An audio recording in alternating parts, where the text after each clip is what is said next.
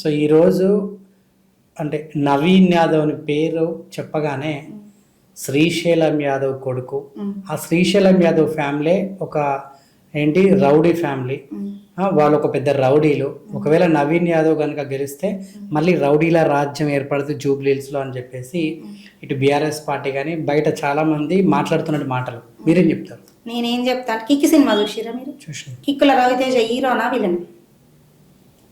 Hero లాంటి villain, villain లాంటి hero కూడా అనుకోవచ్చు. కిక్కు సినిమా రవితేజ పాత్ర ఏంటిది? విలనా పాత్ర?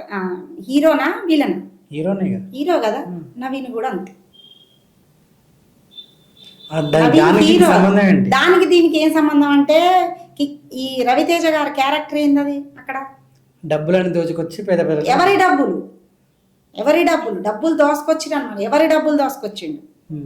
ప్రజల పీక్క తిని అన్యాయంగా దొబ్బుకున్న వాళ్ళ డబ్బులు తీసుకొచ్చి అదే ప్రజలకు పెట్టిండు.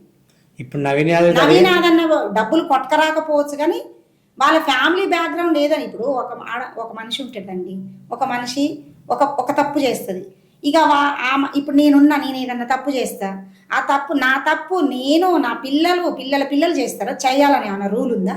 అదే ముద్ర వేసారు కదా. ఎట్లా వేస్తారు? ఇప్పుడు దొరుకుతుందండి అదే సందు.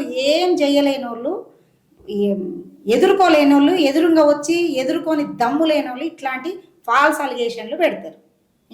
శ్రీశైలం యాదవ్ రౌడీ అని ఇక్కడ జూబ్లీహిల్స్ ప్రజలని ఎవరి దగ్గర ఏమన్నా కొట్టుకొచ్చిండో లేకపోతే ఎవరైనా చంపిండో?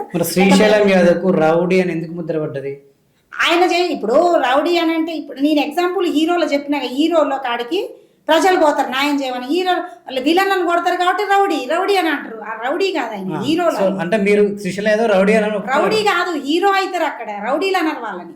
రౌడీలనే అసలు రౌడీలను కొట్టేటోడు హీరో అవుతాడు తప్ప రౌడీ ఎప్పటికీ కాడు. రౌడీజం వాళ్ళు జూబ్లీహిల్స్ ఎక్కడ చెయ్యలేదు. అది ఇప్పుడు ఒక సోకు ఉంటుందండి, నలుగురు నెమ్మటేసుకొని తిరిగినోడు రౌడీ అంటారు.